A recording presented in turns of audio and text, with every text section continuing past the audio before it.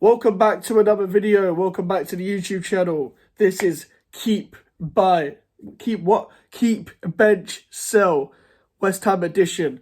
If you saw the preview of it, go onto my TikTok if you haven't. And my TikTok is GVO Mikes, just like my Twitter and Instagram. Make sure to like this video and subscribe if you're new. Make sure to turn your notifications on because I've got an announcement. We are doing our first watch along on this channel. Liverpool versus Fulham, the first leg at Anfield in the Carabao Cup semi-final. Make sure to go and check that out. The stream will start at 7:45, 15 minutes before kickoff. And this is my first time live streaming for that long, ever. So bear with me, please. And hopefully, if that goes well, it will be the first of many live streams. I don't have the money right now, but hopefully in the future we could upgrade and shit like that. And we can just do more stuff with with the streaming life. But this is Keep Bench Sell, and I'm going to go straight back to the top. I've got the squad in front of me. We've obviously got 3 goalkeepers, and Nathan Trott out on loan. He's been at the club for a very long time, academy prospect. Lucas Fabianski in goal, I would bench, but obviously I keep him. But obviously bench also means keep, just not start, you know what I mean? With Fabianski, he's coming to the end of his career, but he can still definitely do more than a job. He was starting last season, and I don't blame him for the Fulham game. I blamed him more for games last season, like Arsenal away. He was awful for the goals. For one of the goals, and Newcastle at home, he was a big fault for that one. And to be honest, Fabianski's done well in the games he has played, a bit like Areola when he's come in as well. So I've got no problem with Fabianski, to be honest. Alphonse Areola, I'd obviously keep. I think we're going to debate it. Top 3 players this season for West Ham? Emerson's probably first, in my opinion. But then you got Kudus, Emerson, Kudus, Areola. Is that fair? Because I know Paqueta's there, but he had a little bit of a patch where he wasn't doing it. You could put Bowen there as well. I guess Bowen. It's probably have to be Bowen. Maybe Areola just misses out. But he's been very good this season. I think probably been the 3rd best keeper in the Premier League on form this season, below Alisson and Vicario. And it hasn't surprised me. I think if you're comparing the 2 goalkeepers, Areola can kick a ball better. Fabianski is a probably better cross collector. I think Areola can command this box, but it's like Areola can't work well with a Ged. Same way Fabianski couldn't work well with Issa Diop when Issa Diop was at the club. Like, you need good relationships on the pitch when it comes to goalkeepers and defenders. And Joseph Anang, I said sell, but he could be a 3rd choice keeper. Like what harm are you going to get with that? And I've never even seen Joseph Anang play in a senior game. I don't think he's ever had a senior game. Ben Johnson and sell. The last couple of games, I'm going to do it for me. The guy can't cross a ball. The guy can't, pass 5 yards. The guy's not really pacey. He used to have good 1v1 defending before his injury. And I think the injuries kind of fucked that a bit because we saw what happened last season with Brighton away. But I'm not going to go in on him too hard. He hasn't played that much this season. But at the same time, the past 2 games where he has played well is not going to change my opinion on him. So I would sell. We need upgrades. We've got to move on, guys. Aaron Cresswell, the same. I would happily sell. But I don't think we're going to get anything. And like Ben Johnson, they're probably both going to leave for free in the summer. And if you know me by now, I don't want Aaron Cresswell at this club anymore. And I think it's very overstated how many good seasons he's actually had at West Ham in general. Kurt Zuma, it's ridiculous some of the comments I've seen about sell Kurt Zuma. His legs are gone after one mistake. It was a terrible mistake against Bristol City. I finally looked at the goal, and it was his fault for the goal by playing the guy on side. Very unlike Kurt Zuma, lack of communication, and he's usually the good communicator in the defence. But I would happily keep him. He's actually our best centre back, whether you like it or not. And you're not going to find.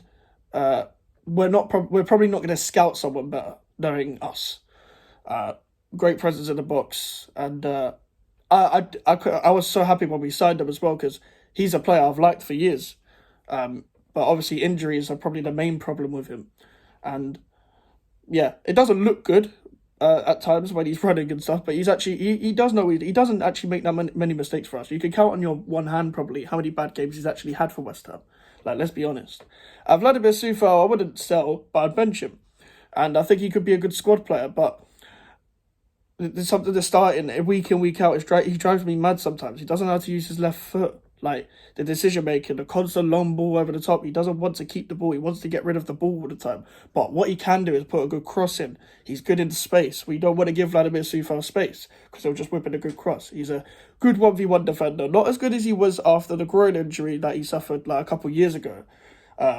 He's got done in a couple of times this year. Like, even against Mudryk, against Chelsea, he got done in. Doku done him in. Like, there was a good battle that Doku-Coufal won, but Doku ended up winning that. And I think we could still keep him, and he probably wants to play more, wants to keep being on a regular start because there was rumours of him being unhappy last year because Kara was playing more, but that's life. No one's going to be happy with not playing enough and being a squad player, but whatever. Mavropanos, I like what I've seen so far, but I'm going to say bench. I think he hasn't done enough yet to be a guaranteed starter, but I would start him over again. I would start him like our squad fully fit. I would start him. So I really should be saying keep, but I'm saying like get a good centre back. If you want to do the whole left footed, right footed thing, just get a left footed centre back that's actually fucking good, not again. We'll come on to again in a bit. But Mavropanos has come in and he made a mistake against Palace, but I think overall he's actually done quite well. I think against Liverpool he was a bit hung out to dry, but you've got to do better for some of the goals in that game. But he's also been good, like Arsenal away, Arsenal at home. Like there's been a couple games where he's actually put himself on the map. He's actually a good ball player, but he needs to know when to do it and when not to do it. And unfortunately, he's injured right now. Ogbonna, now I understand why people would say sell because he's old. And I was very afraid of him against Arsenal away from home. But at the same time, I think our bench, I think if we're prioritising other positions or other players to replace, despite him being old, he'd be the last I replace. But as long as you're not going to get another injury-prone centre-back, but that's just my opinion. Like, I wouldn't mind if people said sell, like, because the guy's old, the guy's coming to the end of his career, and we're probably basing it on sentiment, giving him a contract as well. So I would understand that. Obviously, Kara's gone out on loan. Again, sell. He hasn't been good enough this season. Hasn't been good enough at all. He's not good enough in general. I'll go through this again. Against Chelsea, he got a red card. Against Luton, he got done in by Carlton Morris. It's Carlton Morris, right? Morris and Adebayo, anyway. Against Bournemouth, he got done in by Solanke. Like, as in, like, not for, like, goals, but, like, just in general, he's losing the battle. He missed a whole fucking header against Man City. He gave away a penalty against Liverpool. Need I go on? Like, the guy's not good enough. He got done in by Leon Bailey against Villa. Like, the guy constantly gets beat. He doesn't have any presence. He has aerial presence, but he doesn't have any presence as a centre-back when defending. He's a good last-ditch tackler and has some recovery pace. But the guy's still not good enough. The guy is not, like, giving the ball away for the sake of it against Bakatopola, etc. The guy's, if I can count how many mistakes you're making, like, on two hands, I don't know why people love him so much. Because when this was Kara last season, because there was already a stigma on Kara, people were like, fuck him off. Against doing the exact same thing. Emerson Palmieri, been our best player this season. It's not a debate. And I'd keep him, obviously. Starting centre-back and everything I've wanted in the centre-back going forward, and he can actually defend, and he's the signing that's proven me wrong out of all the signings we've signed of recent years. Going into midfielders, James Ward-Prowse, obviously I'm going to keep. Ward-Prowse have been good in general play this season. He probably wants a free kick. I think we all want a free kick from him. But I'm not going to put too much pressure on the guy. And he's been very good as a number 8 and is not a number 6. He's not the fastest or strongest, but he still goes in for tackles. He's got energy. He can be box to box, etc. He's played in all kinds of positions. And he should only play as a number 8, but that's Moyes for you. Pablo Fornals, it's time to go. I would have said bench last year as a squad player coming off seeing out a game with his work rate and stuff. But he's driving me mad. I'm not going to give a contract on sentiment. People are deluded enough to think that now that Paquetá's injured, that Fornals is going to come in and be amazing. I hope I'm proven wrong, but that's not going to happen. Lucas Paquetá, I would keep Obviously, need I say any more? The guy does make a mistake, trying to create sometimes, and he does it too much in our own half, and that'll be my main criticism of him. And he does some stupid stuff and probably goes down too often. But what he does do is create out of nowhere. He can use both feet. He can, when he's given a free role, he literally plays like an entertainer.